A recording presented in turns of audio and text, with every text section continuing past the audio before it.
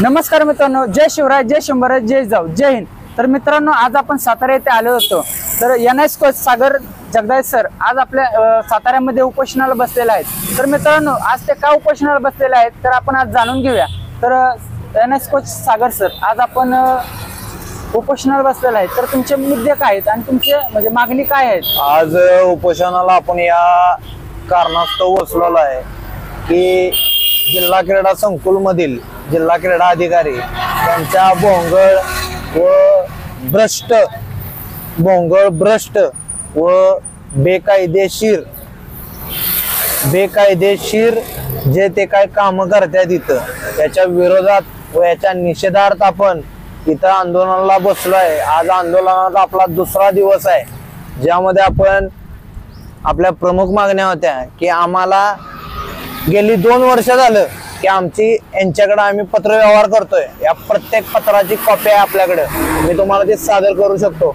त्यामध्ये आपली मागणी यांच्याकडे ही होती की आपल्याला जिल्हा क्रीडा संकुल मधील बहुउद्देशीय हॉल व वुशू किंवा कुस्ती जुदोची मॅट वुशूच्या प्रशिक्षण केंद्रासाठी आपल्याला मिळावे। तर वारंवार हे आपल्याला उडवाउडवीची उत्तर देत आहेत, देतो बघतो करतो माझं लक्ष आहे अशी उडवाउडवीची उत्तर देत आहेत। एक दिवस बोलता बोलता बोलून गेले की तू माझ्याकडे सारखा जी येत आहे, वारंवार तुझं ऑफिसला चक्रा होत आहेत, तुझं काय आम्ही देणं आहे का, तुझं काय मी देणं लागतो का, त्यावेळी मी काय तुझा देणं करे आहे का, असं साहेबांची भाषा अशा उग्र स्वरूपात स्वतः बोलतात। आणि अशा पद्धतीची भाषा आहे की ज्यांना खेळाची व खेळाडूंची व प्रशिक्षकांची काडी मात्र व तीळ मात्र यांना आत्मीयता नाही। म्हणजे ह्यांच्यावर कशीही वेळ आली, काही वेळ आली तरी ह्यांना दर महिन्याच्या दर तारखेला यांना 1,00,000, 2-2.5 लाख रुपये या साहेबांना पगार आहे। 2.5 लाख रुपये खात्यात येऊन पडतात। माहितीचा अधिकार जरी टाकला, माहितीच्या अधिकाराअंतर्गत जरी आपण माहिती यांना विचारली तरी ही माहिती कोणालाही प्रोव्हाइड करत नाहीत।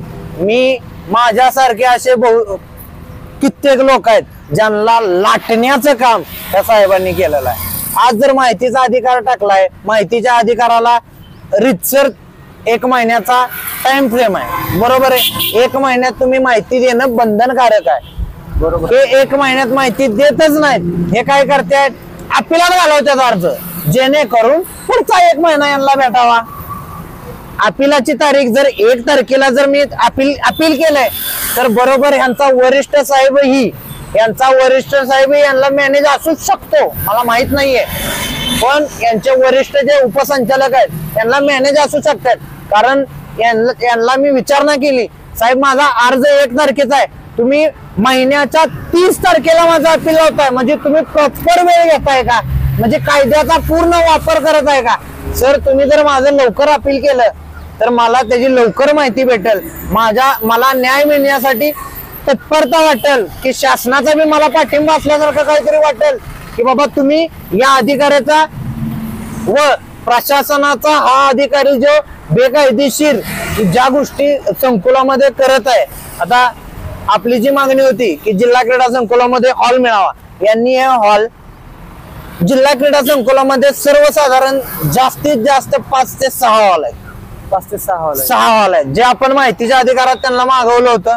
तर ह्या 6 हॉल पैकी 3 हॉल जिल्हा क्रीडा संकुल मधील बॉक्सिंग या खेळासाठी दिलेले आहेत। मग दुसऱ्या खेळाडूंवरती हा अन्याय आहे की नाही? अन्याय आहे, पण त्याचबरोबर हा अन्याय आहे। तर सर आज तुम्ही एनएस कोच म्हणून आज कार्य करत होता, तर आज किती वर्ष म्हणजे एनएस कोच आपण पदावरती होता?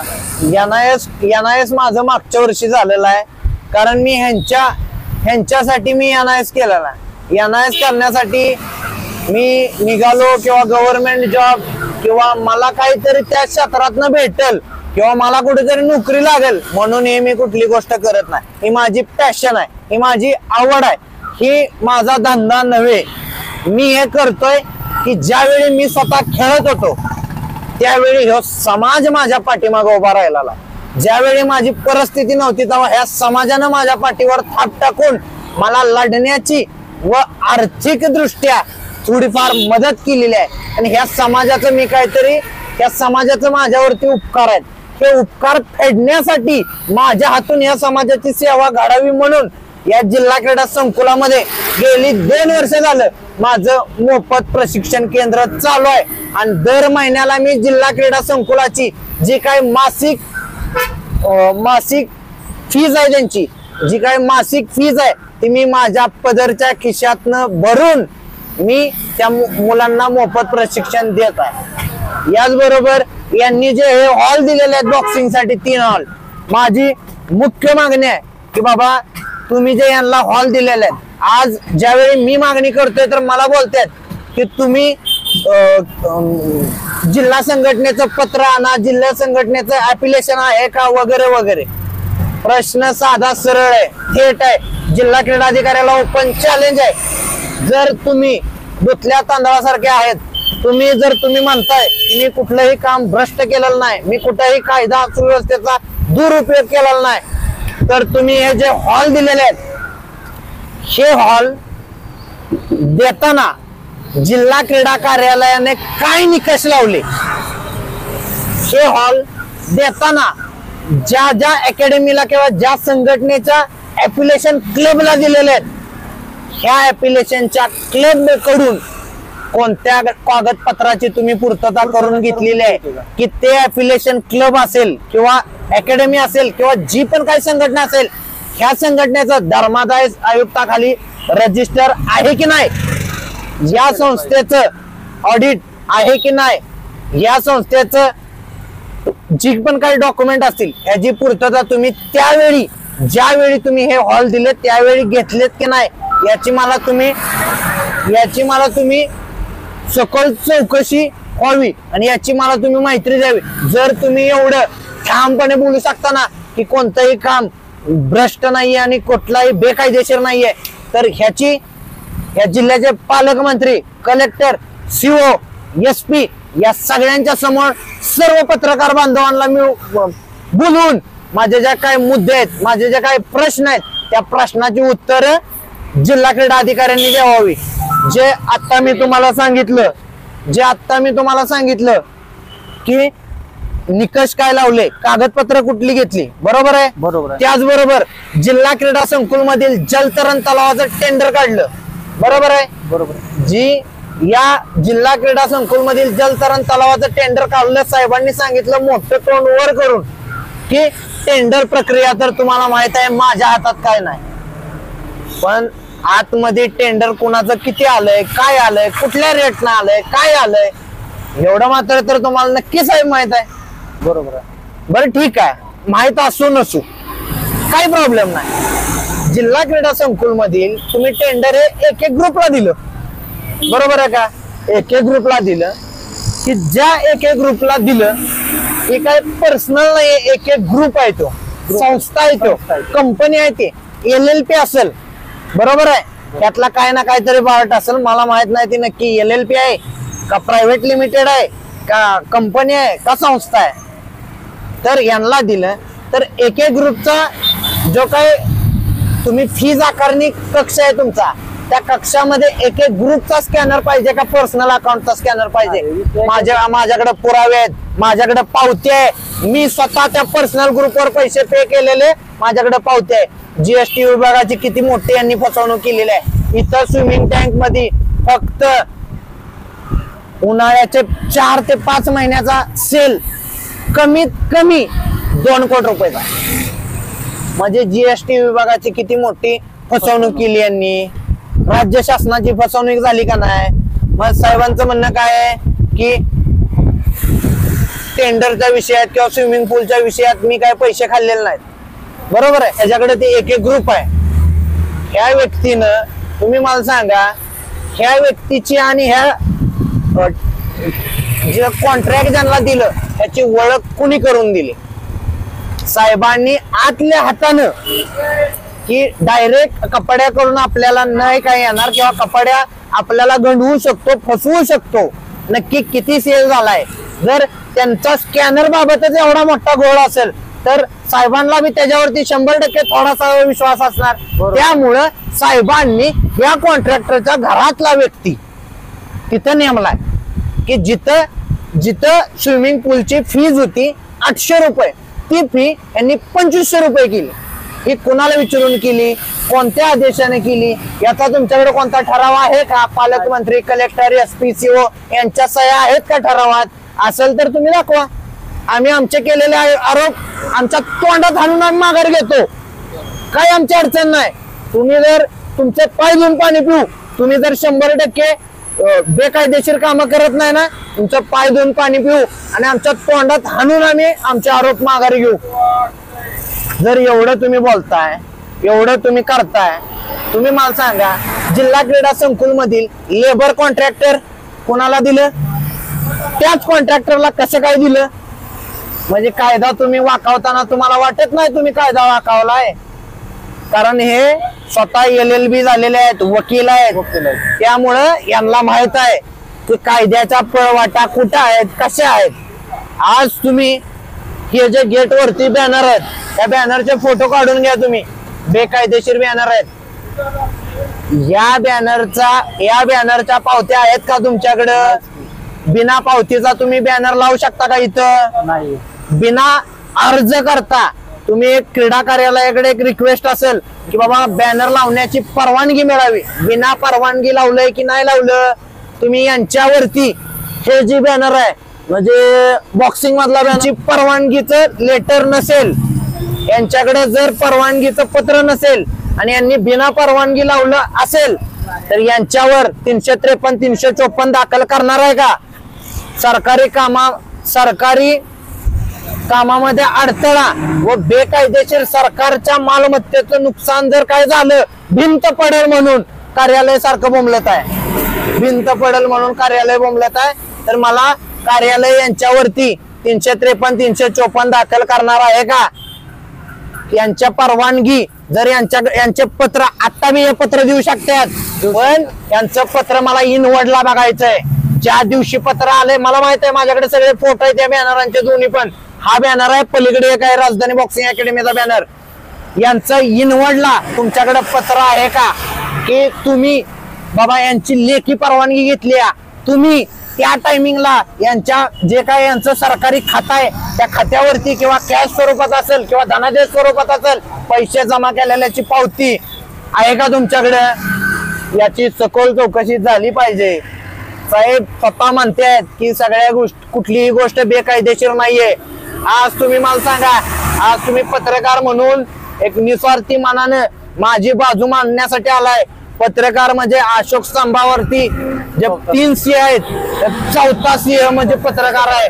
तो जागा झाल्याशिवाय मला वाटत नाही मला न्याय भेटेल. पत्रकार म्हणजे न्याय देवतेचा 3रा डोळा आहे. आज पत्रकार बांधवांना माझी विनंती आहे, तुम्ही मला सांगा फक्त, जर साहेब स्वतः म्हणले मी सुट्टी घेत नाही, 24/7 मी काम करतो. आज जर तुम्ही 24/7 काम करताय साहेब, मानलं पाहिजे. तुम्हाला मरणोत्तर न देता त्याच्या आधीच तुम्हाला भारत सरकारचा तुम्हाला चांगला एखादा मोठा पुरस्कार देऊन तुमचं स्वागत केलं पाहिजे. मिरवणूक काढली पाहिजे अख्ख्या महाराष्ट्रातनं तुमची. कारण हे जिल्हा क्रीडा संकुल, छत्रपती जिल्हा क्रीडा संकुल, इथं पाणी पिण्यासाठी कुठल्याही खेळाडूची सोय नाही, बाथरूम स्वच्छ नाही, कुठलंही बाथरूम वेळेवर साफ केलं जात नाही. ह्या सगळ्या गोष्टी या साहेबाच्या देखरेखीखाली चालतात. म्हणजे बाथरूम साफ केलंय त्याचं बिल काढायचं, बिल तर काढली होत्यात पण साफ काय केलं जात नाही. आज तुम्ही सांगताय जिल्हा क्रीडा संकुल मध्ये कमीत कमी 4 ते 5 हजार खेळाडू, नागरिक व इतर लोक वॉकिंगला, रनिंगला, व्यायामाला, खेळण्यासाठी येत असतात. प्रत्येकाकडनं 150 रुपये तुम्ही घेता. पैसे घेण्यावर आमचा आक्षेप नाहीये. पैसे तुम्ही कशासाठी घेता तर सुविधा देतोय म्हणून घेता. पण तो पैसे आकारणी जी करताय त्याचा ठराव आहे तुमच्याकडे, त्याचा आदेश आहे तुमच्याकडे, त्याचा शासन निर्णय आहे तुमच्याकडे आहे का? ठीक आहे, असेल नसेल तो पुढचा भाग आहे. घेताय तुम्ही, काय अडचण नाही. जर साहेब तुम्ही आमच्याकडनं पैसे घेताय तर तुम्ही आम्हाला सुविधा देणं बंधनकारक आहे. बरोबर. मग तुम्ही आम्हाला सुविधा देताय का? लघवीसाठी बाथरूम नाही ना टॉयलेट नाहीये एक ठीक. यांच्या देखरेखीखाली या सगळ्या गोष्टी होत्यात. यांच्याकडे वारंवार कंप्लेंट असतात. हे कानाला हात लावून बसलेले असतात नेहमी. काय पूर्वीपासून करत आलेले आहेत, हे माझे आरोप आहेत. दुसरी गोष्ट, जे सुविधा बाबतीत झालं, 400 मीटरचा ट्रॅक आहे. यांनी खेलो इंडियासाठी जे केंद्र शासनाकडून खेलो इंडियाची एक स्कीम राबवली जाते की ज्या गोरगरीब मुलांना शासकीय प्रशिक्षक त्यांना मोफत प्रशिक्षण देऊ यासाठी या मार्फत जे काही शासनाकडून जो काही फंड आला त्या फंडातून यांनी बोरिंग काढल्या, बोर मशीन काढल्या. ही जी बोर मशीन काढली, बोर मशीन केली, या बोर मशीनचा वापर यांनी ग्राउंडवर पाणी मारण्यासाठी केलाय. आज या बोर मशीनचा वापर जिल्हा क्रीडा संकुलातील स्विमिंग पुलात पाणी कमी पडल्यानंतर होतो. तुम्ही त्यांना कॉन्ट्रॅक्ट दिलंय, तुम्ही त्याचं टेंडर काढलंय, त्यावेळी तुम्ही त्या टेंडर मध्ये ह्याचा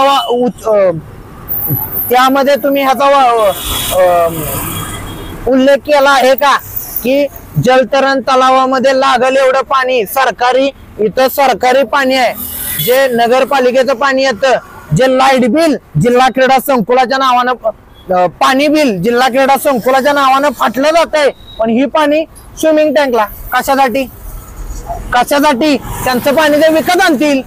तुम्ही उल्लेख केलाय का त्यात? बर, जर उल्लेख नसेल केला, मला एवढं कळतं कुठलाही माणूस कुणाला अंगावर घेत नाही. आज तुम्ही जर मला किंवा मी जिल्हा क्रीडा अधिकाऱ्याला का अंगावर घेत असेल का? मला काहीतरी अडचण आहे ना. साधी गोष्ट आहे, माझ्या काय अडचणी आहेत, माझे काय प्रॉब्लेम आहेत, बरोबर. माझी फक्त एक मागणी होती, हॉलची मागणी न देता त्यांनी आम्हाला कायदा शिकवला, त्यांनी आम्हाला लिहायला शिकवलं, त्यांनी आम्हाला वाचायला शिकवलं. कारण खेळाडू म्हणजे अडाणी हो साक्षर, जे अभ्यास कमी आणि खेळ जास्त ज्याच्याकडे लक्ष, त्यामुळे यांनी आता आम्हाला कायदा शिकवला, माहितीचा अधिकार शिकवला. आता आमचा दप्तर दिरंगाई आणि शिस्तभंग यावर अभ्यास चालू आहे.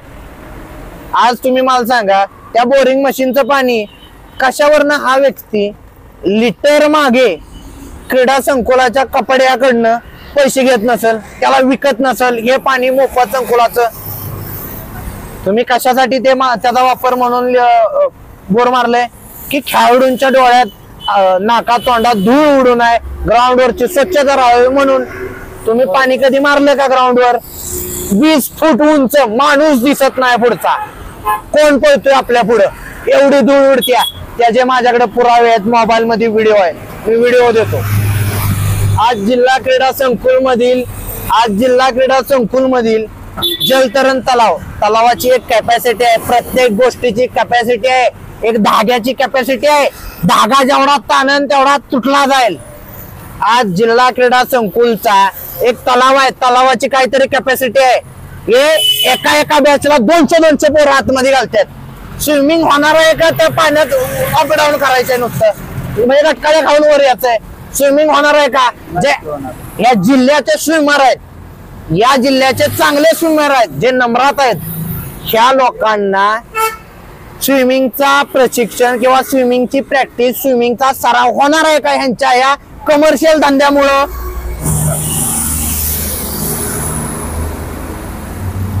तर मित्रांनो, आज आपण सातारा येथे आलो होतो. जगदाळे सरांचं आपण म्हणणं ऐकून घेतलं, तर उपोषणाचं मुद्दे ऐकलेत. तर मित्रांनो, आपल्या राजमुद्रा फेटा यूट्यूब चॅनलकडून सरांना मनापासून शुभेच्छा देतोय. उपोषणाला त्यांचा न्याय मिळावा. धन्यवाद.